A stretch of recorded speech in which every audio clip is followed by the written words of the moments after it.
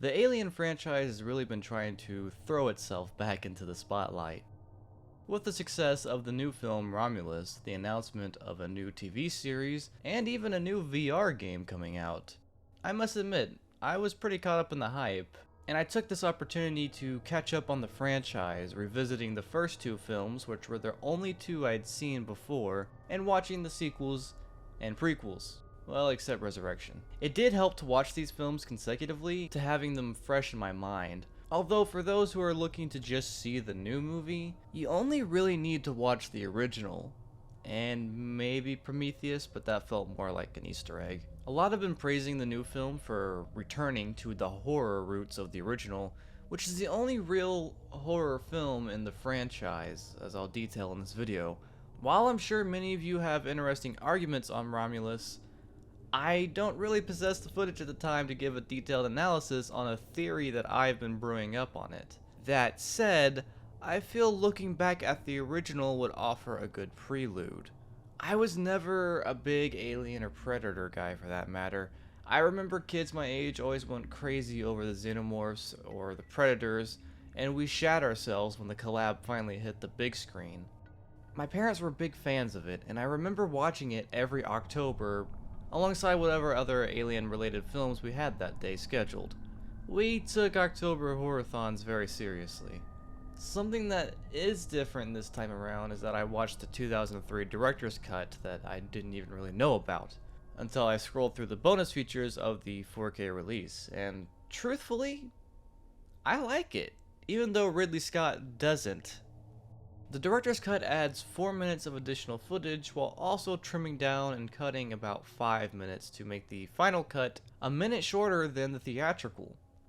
Most of the trimming was to improve the pacing of the film, and I found it pretty effective. Really, I feel both versions have their advantages and disadvantages. Either way, we'll be mostly talking about the original while including some of those additional scenes from the directors. The film was written by Dan O'Brien, who made a sci-fi comedy alongside John Carpenter called Dark Star. But he wanted to do something more real, with an alien that felt real. Real is going to be the reoccurring theme in this essay. This was 1970, by the way. Alien released in 1979. Although many things did happen in between, such as being involved with a failed Dune adaptation. He also met up and collaborated with Ronald Shusett on making Alien. The project went through many variations and titles, including Star Beast. Ooh. Damn near every sci-fi movie from the past couple decades played a role in inspiring the final result. Thing from Another World, that's the original of The Thing for those who don't know, gave the general story of scientists trapped with an alien force trying to kill them. Forbidden Planet also played a role in building the ship concept. The name Alien was finally decided, being that it was used many times in the script. The duo pitched the film as Jaws in space, being that Jaws was still the biggest movie in the world until the release of Star Wars. Finally, they were able to sell the idea to Brandywine in partnership with Fox.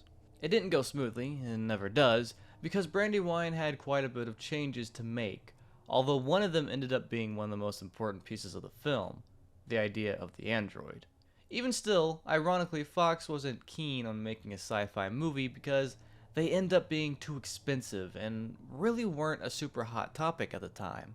But then something happened that changed the whole world's mind. And it is, because of Star Wars, that Alien ended up like it did. Studios wanted to make the next big sci-fi hit, and they wanted it fast. And guess who already had a script waiting to be made? The next big question was, who was going to direct it? O'Bannon, just like many of us aspiring writers, thought he was going to do it. Yeah, that wasn't on the table for him. A lot of directors were considered, but ultimately rejected because they felt the film wouldn't be handled seriously. They wanted Alien to be a true Exorcist-level horror film devoid of the silly B-movie tropes. Eventually, the project fell onto Ridley Scott, who at the time was known for his film The Duelist, his first feature. Scott had no previous works done in the genre. Scott himself was signed on to do a different film, but then he saw Star Wars opening night and it depressed him. And it showed him the potential of these films, these large-scale practical effect-based films. Several weeks later, he was on to Alien. I think without Scott, Alien would not have been nearly as impactful. I'm not going to pretend like I'm an expert on his work, but it does feel reminiscent of when Friedkin was put onto The Exorcist. It was not a genre that he was familiar with. He was primarily a documentary filmmaker until gaining major acclaim with The French Connection. His detachment from the genre and working in more real, grounded stories was able to imply those same senses into The Exorcist, which to this day is still considered one of the best horror films of all time. And it's not because of the demons or the spooky effects. The true terror lies deep underneath, the inability to save those we love, and we are powerless against it, in fact. But this is not an Exorcist analysis, this is Alien. The point I'm trying to make here is that Scott offered an insanely realistic take on science fiction that I can't really think of too many other examples from this time that took it so seriously. Don't get me wrong, I love the older science fiction movies, even the cheesy ones, but Alien was different. It was grand in a self-contained manner. Even Scott himself wanted to focus more on the horror of the story than anything else. Putting that focus definitely worked. Part of what makes the film so effective are its characters and cast. The entire film has only 7 people in it. Stories with limited characters aren't unheard of, but not overly common. But that also means you want damn good actors to fill those roles to really impact the audience. The roles were written to be somewhat flexible, described as a unisex crew, where the roles were interchangeable. This is not an ensemble cast of handsome youths. These were common workers. The actors ranged from their late 30s to their 50s, with the exception of Cartwright and Weaver, who were the youngest at the time, Weaver being 28. It's also worth noting that it was Scott's decision to make Ripley into a female character, casting Sigourney Weaver, who was not yet the famous actress we know her as now. It's somewhat funny how easy it is to neglect that relatability with your audience is incredibly important. Most blue-collar workers could relate to this crew. Sure, they're in a spaceship, but what are they doing? They're flying a tug ship. It's a commercial hauler. Grunt work for a much larger company. A company that we don't really know a lot about in the original, which is even better because the average person watching it can reflect back to their own. So what if it takes place 100 years in the future? It reminds us of the daily work life, at least for the average worker. Which is a pretty bold move for the fantasy genre, where one would argue that escapism is the whole point of such a genre. Which brings me to the next important element, the Nostromo. It isn't as exciting as a Star Destroyer or the USS Enterprise. It's slow, quiet, bulky, almost as if it's just asleep, floating. And when we get the first shots of the interior, there's no crazy lights over the walls with a million computers all over the place. It feels kind of like a submarine. The halls are tight and compact, very industrial. This obviously is to give you a claustrophobic sense, especially later in the film, but it's really present all throughout, building onto the stress of the crew. The hallways were connected to stages that the actors really had to navigate. The walls are covered in pipes and this wet, textured metal. It's very industrial. Much of the sets were made from scrap metal, both for economic value and for visual effect. No holograms or LCD screens, all analog. Much of this, of course, was due to the limitations of the time, but limitations aren't always a bad thing. When I look at the Nostromo's interior, it's as if I can almost feel it. It is so incredibly tangible to the viewer. It doesn't feel like I'm looking at some cheap 70s attempt to be futuristic. It feels like I'm looking at a genuine ship, one that just so happens to be in space. But it does remind us that we're a bit ahead here, as the technology, while seeming pretty primitive to modern viewers, has its gadgets spread out, but it's not overwhelming, as you would see in other science fiction. Something that bothered me when watching Prometheus and Covenant was how far advanced the tech was. There were holograms and supercomputers, and it was weird to think that this was a prequel. Now, one could argue that those were just more advanced ships, like comparing a NASA craft with a semi. Enjoyable enough as they were, they just didn't come anywhere near the physical weight of this film. Though it is funny that the technology running the ship is probably as powerful as an Atari. That said, the most sci-fi thing really is Mother, the computer mainframe for the Nostromo. The whole concept of the self-automatic ship feels reminiscent of those anxieties you would see in stories like Ray Bradbury's. I'm not sure if they still teach this in school, but there was a short story called There Will Come Soft Rains, which details a post-nuclear apocalyptic America where only one house remains. This house is completely decked out with computers and robots that do all the chores and daily routines. Not too far off from what we already have now. It is said to be 100 years from the time it was written, which was the 1950s, making it set in the 2050s. Again, getting eerily close, but ever since then there's been those technological concerns and anxieties, as well as the wonders of what could happen, really relevant in this era. In the 50s and 60s, and even the 70s was still kind of exploring these ideas. The Nostromo bears some of this with its self-automatic mechanism, but even it is still somewhat dependent on the crew, at least to operate on the company's orders. But is it really dependent, or are they just fodder? The crew is awakened from their cryptosleep several months ahead of schedule. This irritates many of the crew who just want to go home and get paid, which is the big thing here. These aren't overly ambitious explorers or scientists. These are engineers, pilots, navigators, working grunt work for probably piss poor pay. And that's all they want is their money. Not a single person is excited to go investigate this new transmission. Curiosity exists, sure, but it's being done purely because their job is forcing them to. Seriously, how would you like to wake up from a nice nap just to be told by your boss that you aren't getting paid until you go and do some goofy ass side quest? While the crew isn't happy and they do bicker, it never gets to being Night of the Living Dead levels, where, oh, they just talk things out, it'll be okay. Traces of that exist, but it's not the main issue. Really, if everyone had just listened to Ripley, it probably would have gone better, but they didn't. The Nostromo crew head out to the mysterious planet to investigate. The film spends a lot of time on just the process of getting there, which not only glorifies the both wondrous process, but also shows just how taxing it is. For us, the viewer, this is an exciting process to see, even if it is treated as a mundane activity. This doesn't stop the film from knowing just how much time to spend here. The way that the crew react after the ship has been damaged also brings levels of relatability to it. It plays on the chaos of the situation well with having the complaining and talking over each other.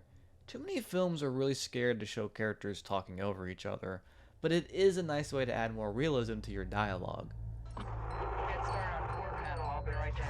What the hell is she coming down here for? You better stay the fuck out of my way. Yeah, I like to see what she's gonna do when she got there. The engineers are getting pissed at the pilots who get more pay and in their eyes have easier jobs, but also for breaking their damn ship and making the job harder for them. From the very moment they land on this planet, it is menacing. It is nothing but sinister. It's also undoubtedly some of the most beautiful parts of the film. There's something that's just so much more impactful knowing that these actors were in a real environment. Much of this environment was made with plaster and bones. But there's so much mystery behind this, and I really hate the idea of a prequel explaining this because it takes all the fun away. It's like Michael Myers. The less you know, the scarier it is. And there's so much to speculate here. And I do appreciate Prometheus and Covenant for not doing that. Prequels, sure, but they were very much their own stories, as Ridley Scott wanted them to be. Who is that? What's his story? The crew called him the space jockey, and I'm guessing that hole in his chest is, well, you know.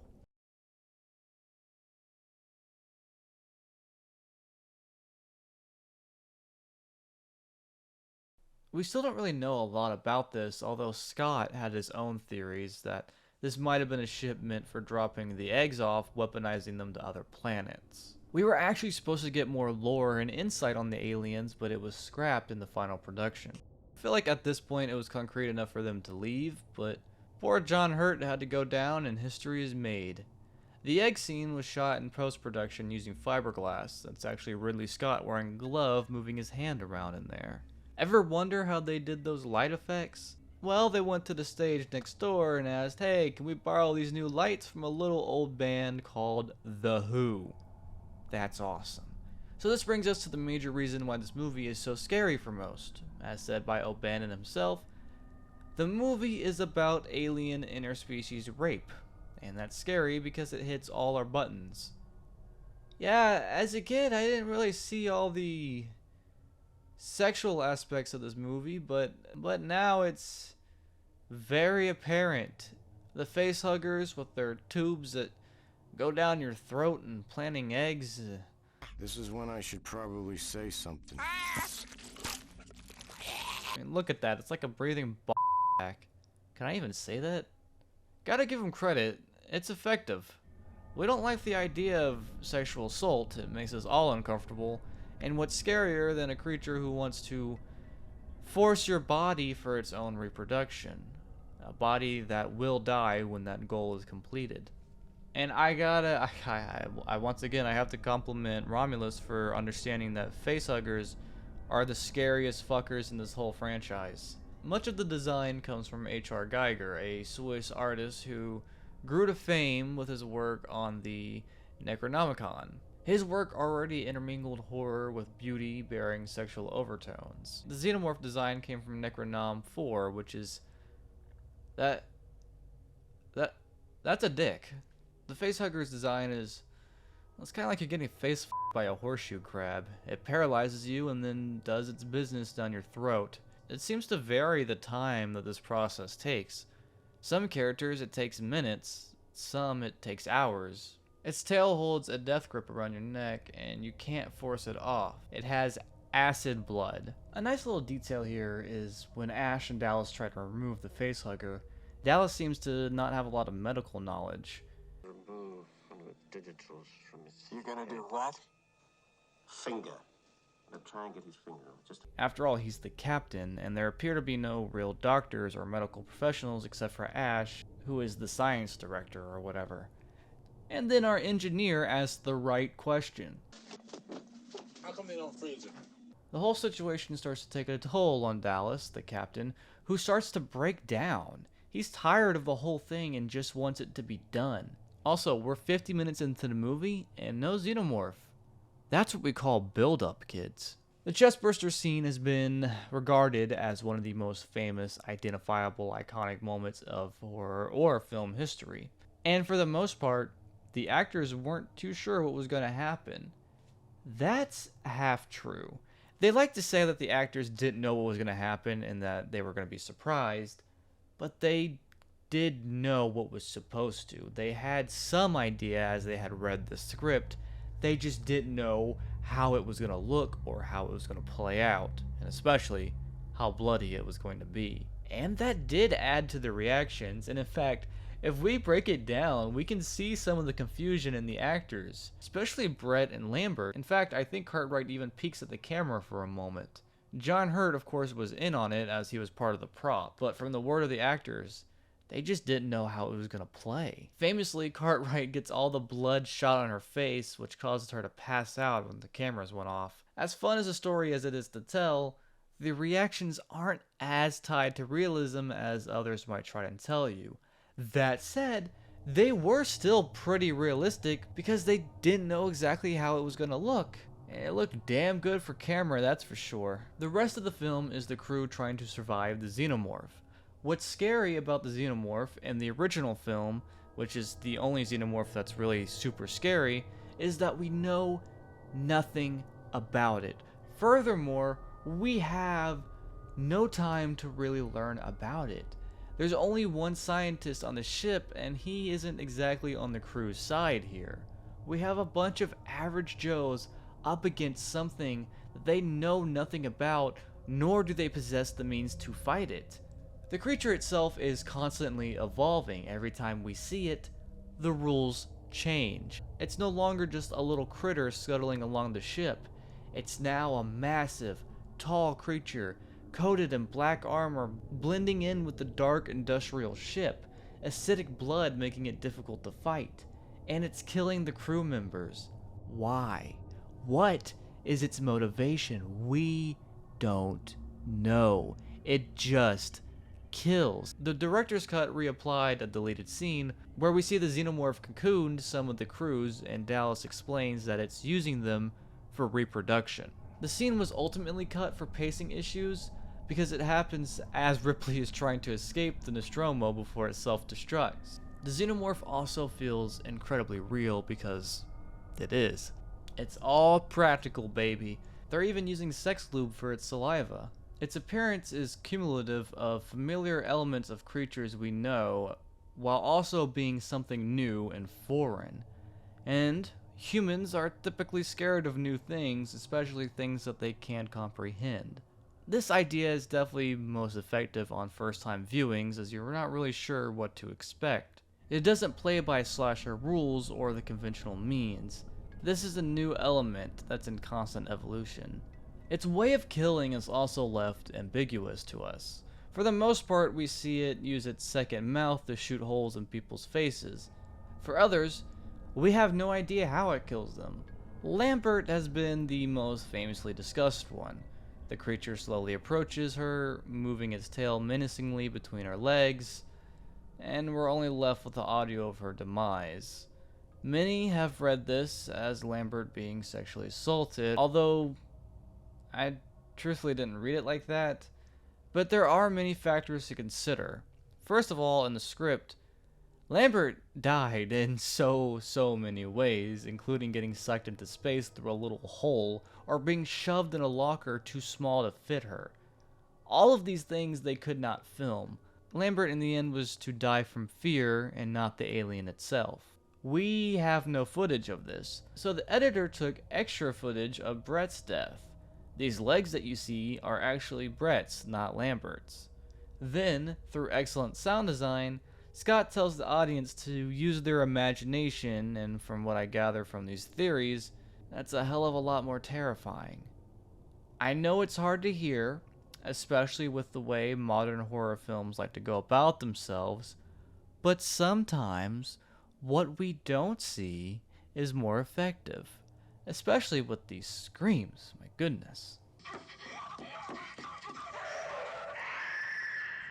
The situation becomes more dire when the crew learns that they were simply being used to bring the creature back to the company. Their lives are irrelevant so much as the ship returns.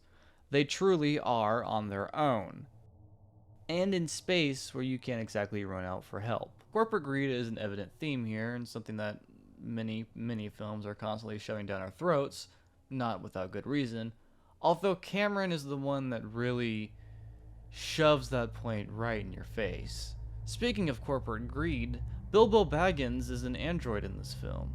Now, anyone who has seen anything in this franchise know that synthetics are a big aspect. Hell, it's just a big thing for Ridley Scott.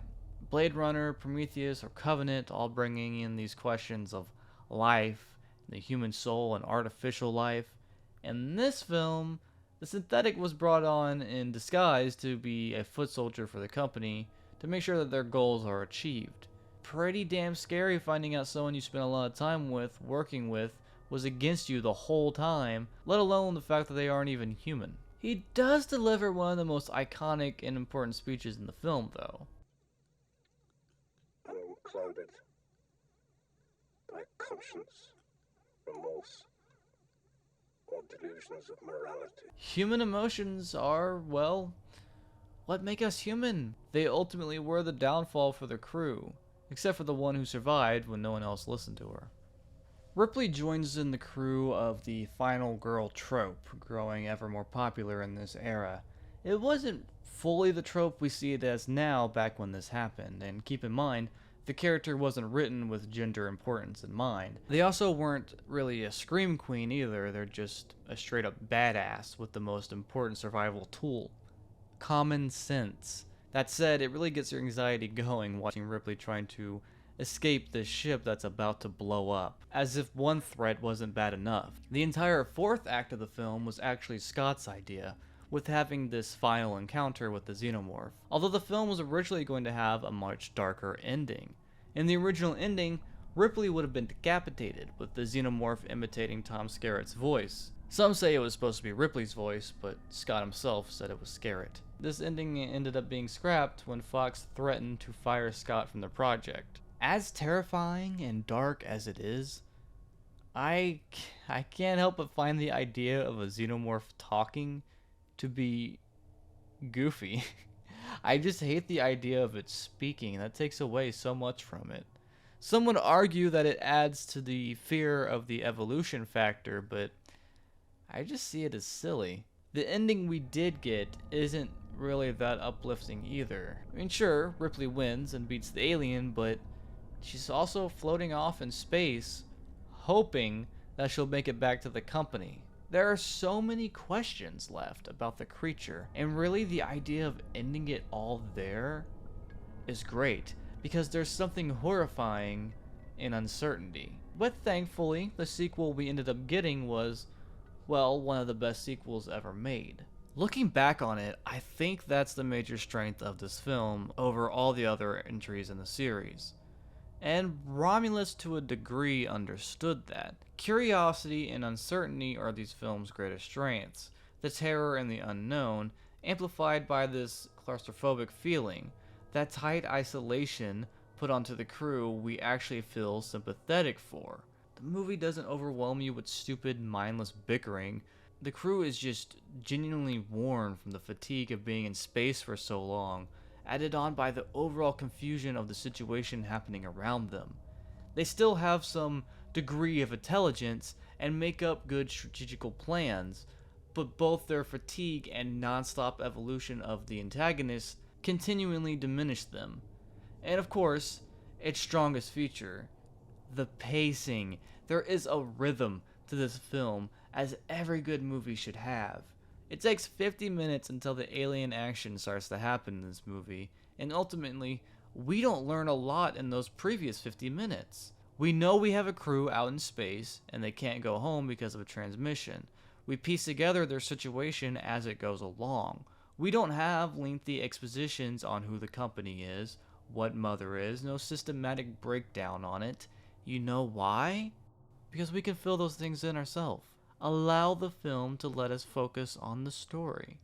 And you know, it's a simple one. Alien is a very simple story, but it works so damn good in its execution.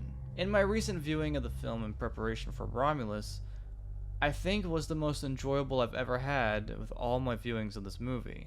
And even though I said that the movie is probably most effective with its antagonist on your first time viewings, the movie just gets better every time I watch it. The sequels are fun too. I'd argue that both Alien and Aliens are on the same level of perfection for their craft, and it's not really an argument of which is better. It's an argument of, do you like horror or action more? Both of these films are reflective on their cinematic movements, in the 80s being more about the macho action era for the box office at least, and they incorporated it well. And just comparing all of these films, it really does have something different to offer viewers, which is interesting, which opens up the concern with Romulus. Some are upset that it went back to the roots of the original, saying that it's devoid of originality. I have somewhat of a counter argument on that. They found a way to modernize it that I haven't really seen anyone talk about. If we were to say that Alien was a film about blue-collar workers just trying to get home, get paid, to get done with their job, Romulus is for the current generation who is scared of work. The gag being that kids these days don't have real work ethic. I'm not the one preaching it, that's just the perspective that people have. Romulus shows a group of kids trying to run away from dead-end working world, quite literally, to an almost fantasy-like planet where they can escape their issues for a better life. Mind you, their reasonings and motivations are pretty valid, but you can still make that analogy, it's basically not working to try and find an easier alternative. That also comes to bite them in the ass. Maybe you agree with me, maybe you don't. I'd love to know in the comments below. Did you like Romulus or did you hate it? And which Alien film is your favorite? Be sure to let me know. And leave a like if you enjoyed this video, and please subscribe if you haven't, as it really helps my channel out a lot. As always, thanks for watching, and I'll see you next time.